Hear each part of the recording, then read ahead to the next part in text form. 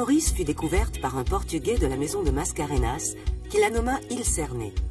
Ensuite, elle fut possédée par les Hollandais qui lui donnent le nom de Maurice. Ils l'abandonnent en 1712, peut-être à cause du cap de Bonne-Espérance où il s'établissait. Les Français déjà présents sur l'île Bourbon, distante de seulement 40 lieues, viennent s'y établir et la nomment Île-de-France. Il y a deux ports dans cette île, celui du sud-est, Grand Port, où les Hollandais s'étaient fixés, et Port-Louis. C'est le chef-lieu situé dans l'endroit le plus agréable de l'île. La ville est bâtie au fond d'un vallon formé en cul-de-sac par une chaîne de hautes montagnes. Les flancs de ces montagnes sont couverts 6 mois de l'année d'une herbe brûlée. Bernardin de Saint-Pierre fait cette description dans son livre « Voyage à l'île de France » le 6 août 1768, quelques jours après avoir débarqué à Maurice. Il deviendra célèbre 20 ans plus tard quand il écrira son roman « Paul et Virginie », l'histoire d'une idylle romanesque dans la splendeur des paysages tropicaux, un véritable paradis sur terre que les visiteurs d'aujourd'hui viennent rechercher. En fait, le jardin est créé à peu près 1736, 35-36 par Maé de la Bourdonnais. C'était pour créer un potager. Il produisait des légumes pour fournir la ville de Port-Louis et en même temps pour fournir des légumes aux bateaux qui venaient à l'île Maurice. Et après, Poivre arrive, il veut acclimater des plantes médicinales, des plantes aromatiques, des plantes économiques.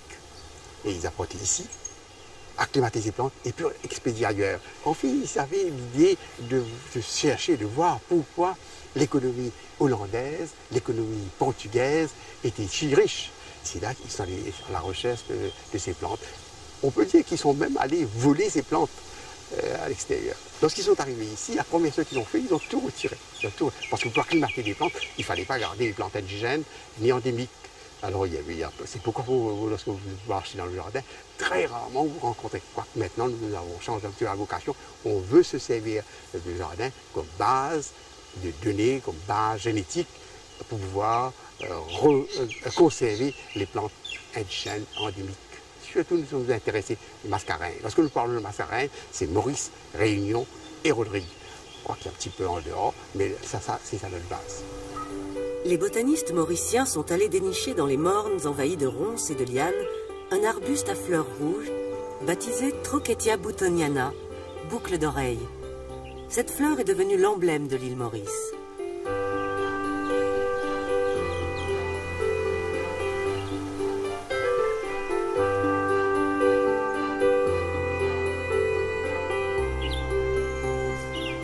Il y a une liane qu'on appelle liane cerf à Maurice, l'Iptagier bengalensis, qui de là est parti et fait des ravages dans la forêt, qui étouffe les plantes indigènes. Il pousse beaucoup plus vite. La goyave de Chine fait la même chose, la petite goyave.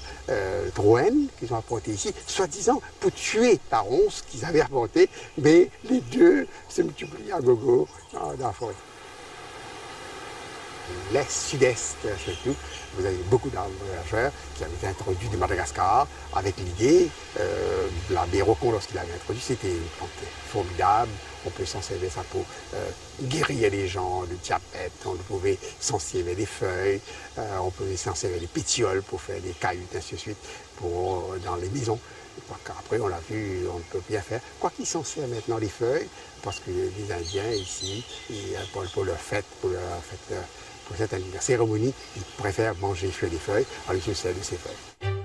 Le jardin botanique de Pamplemousse, ou plus exactement jardin Sir Siwusagur Ramgoolam, du nom de l'ancien Premier ministre qui fut incinéré, n'a plus vocation de nourrir les habitants de la capitale, Port-Louis, toute proche, ni d'être jardin d'acclimatation.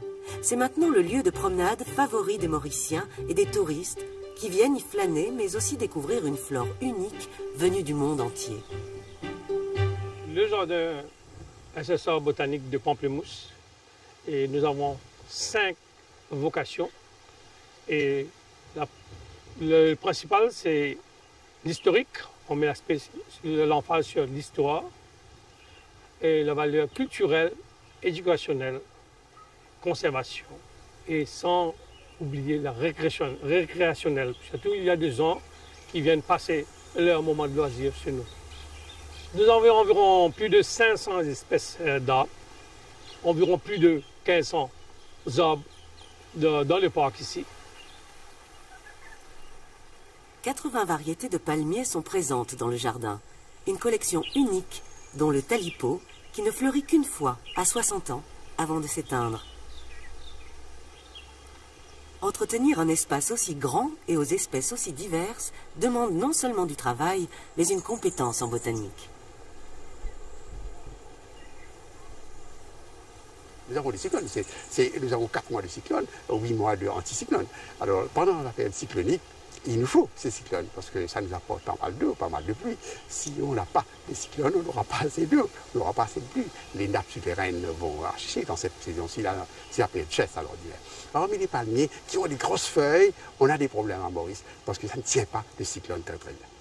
Par contre, si vous regardez le palmier, ce qu'ils appellent le Renegade Palm, le Dicteriosperma alba, c'est immense, c'est grand, mais c'est comme des roseaux.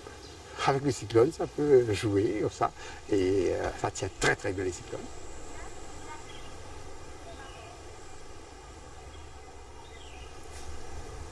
Ce passionné a écrit un livret, disponible à l'entrée du jardin, indispensable pour tous les amateurs de botanique. Vous pouvez aussi, pour apprécier pleinement la richesse du jardin, suivre un des guides officiels. Pour quelques roupies, il vous fera partager ses connaissances des plantes et de l'histoire.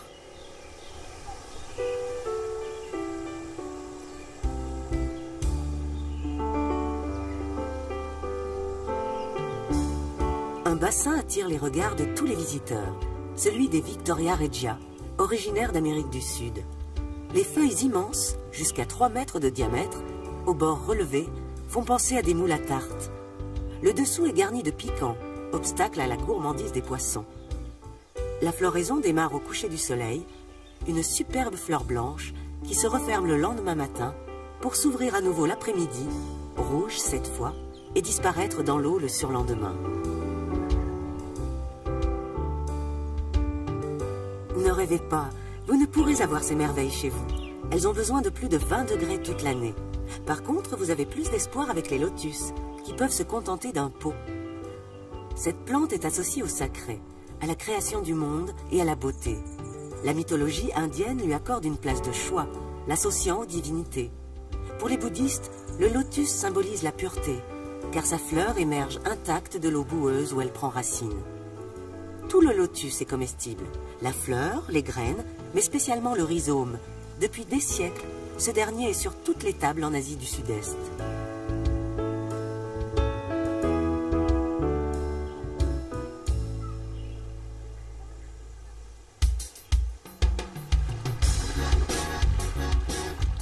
Lorsque l'on quitte les bords de l'océan Indien, le bleu fait place au vert. Des immenses étendues d'une herbe plus haute qu'un homme occupent plaines, plateaux, collines et se hissent jusqu'au sommet des montagnes, la canne à sucre, première production agricole de l'île depuis plus de 350 ans. Une histoire que Joseph vous conte dans une ancienne sucrerie transformée en musée, l'aventure du sucre. Alors, ce sont les Hollandais qui ont transporté la canne à sucre à l'île Maurice. C'est venu de Chine. Cette canne à sucre, ça a été planté à l'île Maurice que pour faire de l'arak. Ensuite, quand le sucre s'est développé à travers le monde, ils ont trouvé bon de faire une plus grande culture et de transporter ce sucre en Europe. Quand vous voyez tous ces champs aujourd'hui, de la façon que ça a été préparé, on se pose des questions. Parce qu'il faut se dire qu'au début, c'était la forêt.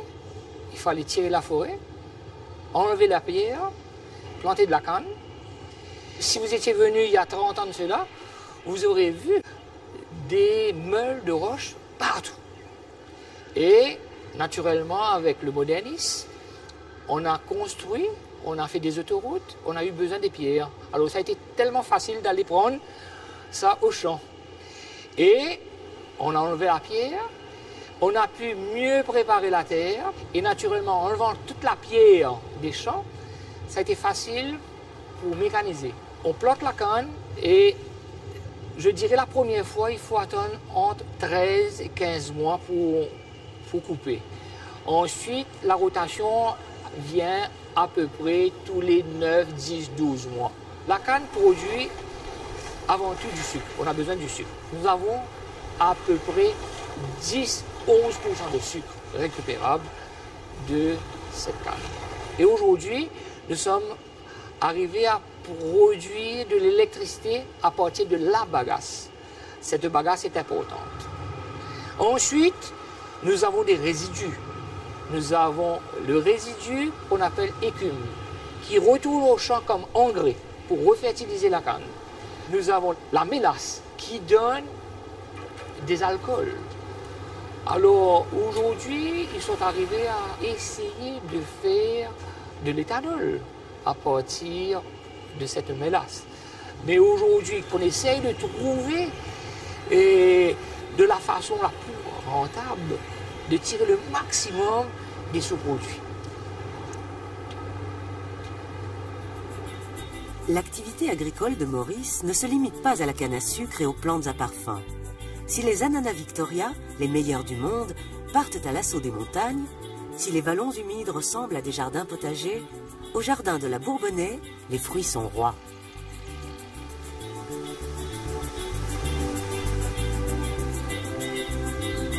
Vous êtes actuellement dans les vergers de la Bourdonnais. Ce vieux verger faisait partie du château. Et à l'époque, toute maison respectable avait un vieux verger tel que celui-ci qui servait à acclimater toutes les plantes qu'on ramenait des quatre coins du monde pour voir qu'est-ce qui pouvait bien pousser dans ce milieu mauricien. Donc, à travers les temps, vous avez dans ce vieux verger aujourd'hui toute une collection de manguiers. Il y en a 63 différentes variétés. Mais beaucoup des variétés améliorées ont été faites en 1856 et étaient greffées par Horter Payette qui venait par bateau de l'île Bourbon. C'était un horticulteur qui avait une très bonne main pour faire des greffes. Et d'avance, donc, il écrivait à tous les colons qui voulaient faire des greffes dans l'île. Il prenait ses commandes et il arrivait, il se faisait payer par pied greffé. Et à ce jour, il nous reste dans ce vieux verger 21 manguiers qui ont été greffés en 1856. C'est de ce vieux verger que nous avons pris du matériel génétique et qu'aujourd'hui, nous avons été sur des vergers industriels. Une partie de cette production est utilisée pour faire des jus, des marmelades, de la confiture, des pâtes de fruits, qui sont vendus principalement sur le marché hôtelier, touristique.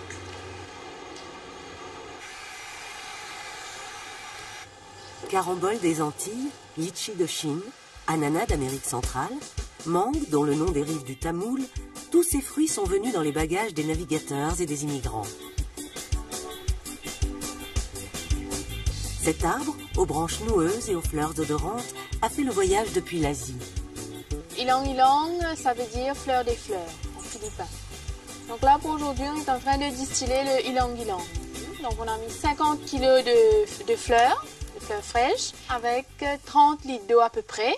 Et là, on laisse bouillir. Donc durant l'ébullition, la vapeur s'échappe de la plante. Donc dans la vapeur, il y a l'huile et l'eau. Donc elle est chargée dans la vapeur, donc elle vient jusqu'ici, dans le réfrigérant. Donc dans le réfrigérant, il y a un serpentin qui est entouré avec de l'eau froide. Donc l'eau froide, elle aide la vapeur à se condenser. Donc quand la vapeur se condense, il y a l'eau et l'huile qui ressort ici. Et donc là, l'huile et l'eau se séparent par rapport à différentes densités. Donc l'huile étant beaucoup plus légère, donc elle remonte ici, à la surface. Et l'eau plus lourde, donc elle retourne dans la cuve pour être recyclée. Et avec les 50 kg de fleurs qu'on a mis, on aura à peu près 1 litre d'huile essentielle à la fin. L'huile essentielle d'ylang, on peut l'utiliser surtout pour l'aromathérapie.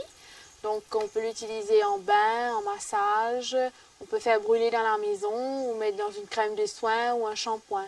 Et c'est aussi utilisé pour fixer les bases des grandes marques de parfums comme Chanel 5, Opium et aussi Obsession.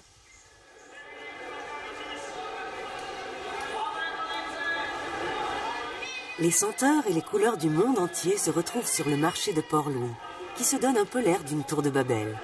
Les créoles, descendants des esclaves noirs, côtoie les franco-mauriciens, venus au fil des siècles coloniser l'île. Tous se mêlent au teint cuivré des descendants des engagés volontaires arrivés d'Inde au XIXe siècle pour cultiver la canne à sucre. Chacun est venu avec ses coutumes, ses traditions, ses recettes et ses remèdes. Ils viennent des forêts et des montagnes de l'île. C'est pas cultivé, c'est cueilli, c'est encore sauvage, comme à l'époque de l'arrière-grand-père. Et les compositions, à chaque fois sur les plaquettes, vous allez voir des tisanes composées. Et les compositions, c'est toujours d'après le livre de l'arrière-grand-père. On n'a rien changé. Mais d'après ces livres, il travaillait avec 600 variétés de plantes. Tandis que nous, on travaille avec une soixantaine de variétés.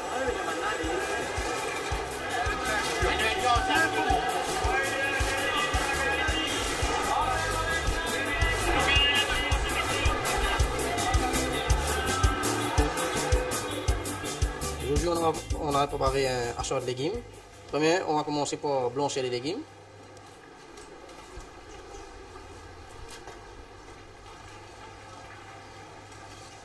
On a mis de l'huile dans les wok, puis on a ajouté de l'oignon, après on a ajouté de moutarde en chaîne, et c'est cuit un petit peu, on a ajouté de safran, et puis un peu de l'ail et des sésame, on a mis, et puis si vous voulez de piment, vous les mettez ou pas, un peu de vinaigre, c'est tout.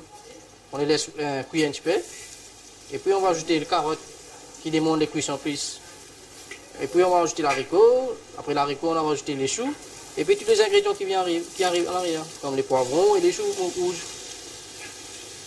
Pendant 5 minutes comme ça. Ça ne va pas cuire trop beaucoup, il faudra que ça ait croquant.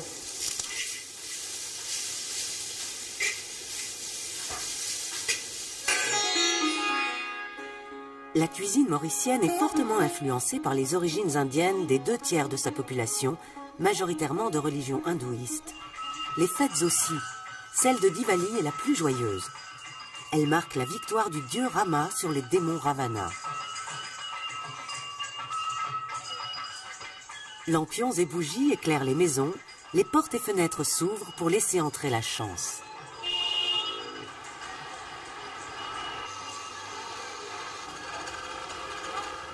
Port-Louis, la capitale, mérite mieux que les quelques heures que les touristes consacrent à faire des achats de souvenirs. C'est une ville chargée d'histoire. Les maisons créoles, vestiges des siècles passés, se cachent derrière les buildings modernes. La zone portuaire, complètement réhabilitée, abrite un lieu qu'il ne faut pas oublier, le Blue Penny Museum.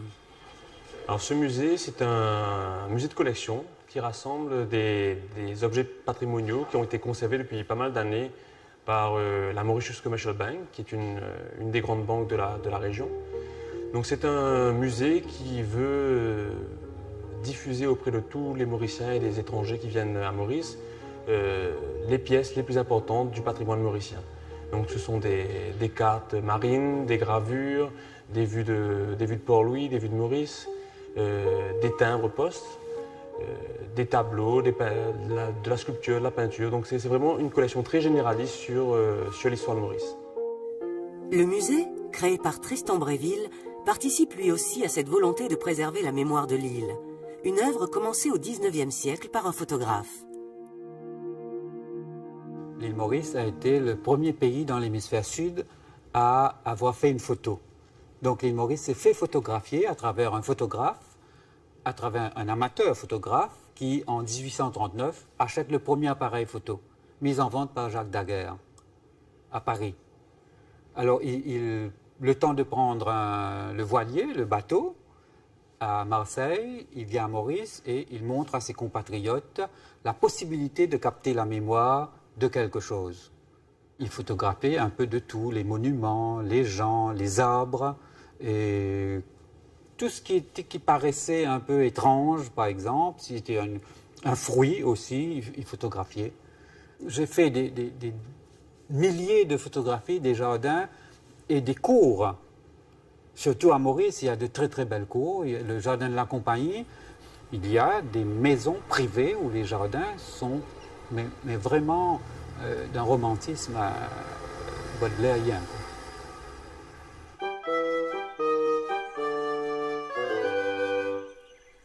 Suivons le conseil de Tristan Bréville et poussons la porte de quelques jardins privés. Moi, j'ai envie que les Mauriciens ont la possibilité d'avoir chez eux des spécimens qui se trouvent un peu partout dans le monde, à condition que ça s'adapte avec le climat d'ici, c'est-à-dire climat tropical. Et j'essaye de trouver le maximum possible. Alors il y a une partie que j'achète avec des collectionneurs. J'importe aussi des spécimens d'autres pays. Et on passe notre temps à propager le maximum possible pour permettre aux gens de les avoir. C'est une passion, hein. Au départ, je le faisais chez moi pour mes propres besoins. Et quand j'ai eu la possibilité de le faire en plus grande échelle, j'ai pensé à partager ma passion aux gens. Voilà. Parce que les gens arrivent à prendre conscience qu'ils sont dans un pays tropical et qu'il faut qu'il y ait chez eux au moins des lataniers, des varquois, des bananiers. Autrefois, les gens plantaient des bananiers à l'arrière de la maison. Maintenant, ils essayent de les mettre en avant parce qu'ils découvrent la beauté. Comme ici, moi, je plante aussi de la canne. Qu'on trouve des champs de canne, des hectares et des hectares. Alors j'essaye de les mettre en valeur et heureusement les gens les acceptent.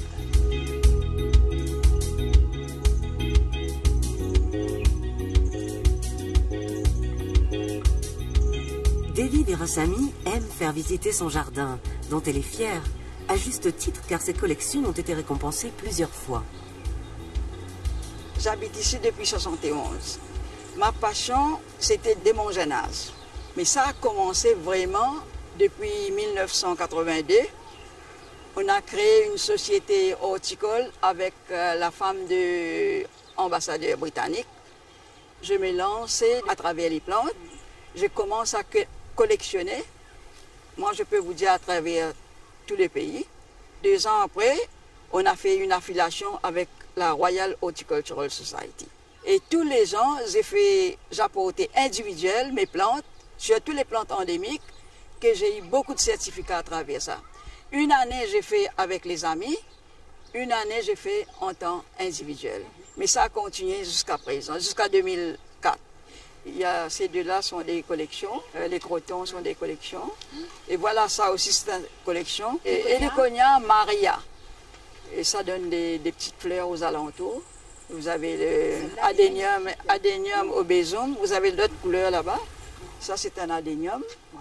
Ça, c'est un euphorbia. Il y a des fougères endémiques. Il y a le asplenium endémique, la grosse feuille. Il y a beaucoup. Et voilà les terris. Ça commence à disparaître. Vous avez plusieurs variétés de terris. Voilà, là, vous avez un terris, là. Vous voyez? Mais l'autre, c'est différent. Il y a terris torsadé. Ça commence à tourner en haut. Vous savez combien vous avez de plantes à peu près? 1000, 2000, 3000? Ah, peut-être 10 000 même. 10 000 bébés. Oui, peut-être plus même, si vous faites le tour de l'horizon. Vous notez, vous répertoriez tout ça? Tout. Mais les collections, oui. J'ai des yeux pour ça, mais pas les autres. Mais je peux vous assurer, hein, tout est sur place. Les plantes, comme c'est une source maintenant.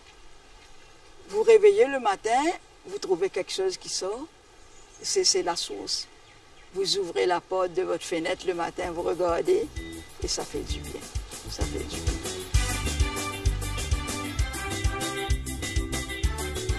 Si Pierre Poivre revenait à Maurice, il serait heureux de constater que la passion des plantes et leur acclimatation est toujours présente.